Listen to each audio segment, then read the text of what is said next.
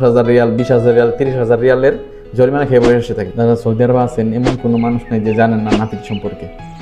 নাফিদ হলো এমন একটি জিনিস যে আপনি কারোর থেকে ধার নিলেন বা কারোর কাছ থেকে ধার দিলেন, এই সম্পর্কে কোনো একটি চুক্তিবদ্ধ হওয়ার যে সিস্টেম সেটাই হলো নাফিদ। এই নাফিদের মাধ্যমে অনেকেই বর্তমানে আপনাকে বিপদে ফেলতে পারে, অনেকে বিপদে পড়ে গেছে অলরেডি।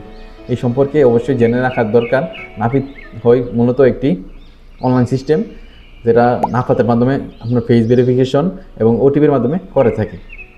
অবশ্যই এই কাজ থেকে সবসময় বিরত থাকবেন। কোনো সৌদি বা আশেপাশে কেউ যদি আপনাকে বলে আপনার ফেস ভেরিফিকেশন এবং ওটিপি চাই এবং নাফাতের কোড চাই, দেওয়ার আগে জিজ্ঞেস করবেন কোন কাজের জন্য, কিসের জন্য।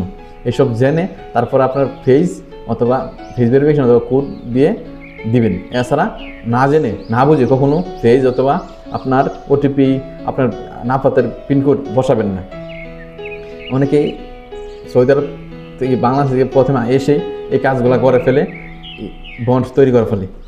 নাফিদের মাধ্যমে চুক্তিবদ্ধ হয়ে যায় যে 10,000 রিয়াল, 20,000 রিয়াল, 30,000 রিয়ালের জরিমানা খেয়ে বসে থাকে। যে ওর কাছ থেকে আমি 30,000 টাকা ধার নিলাম, কিন্তু সৌদি লেখার সময় এমনভাবে লিখে যে আপনার পড়তে পারেন না, বুঝতে পারেন না, না বুঝে না শুনে আপনি কী করেন, টিপসই অথবা সাইন দিয়ে বয়ে থাকেন।